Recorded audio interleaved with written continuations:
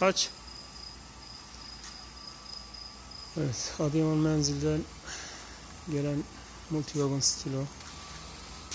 Saat 12 oldu ama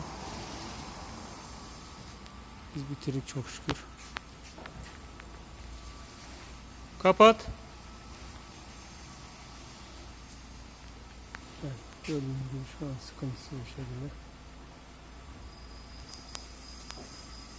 işlem tamamdır.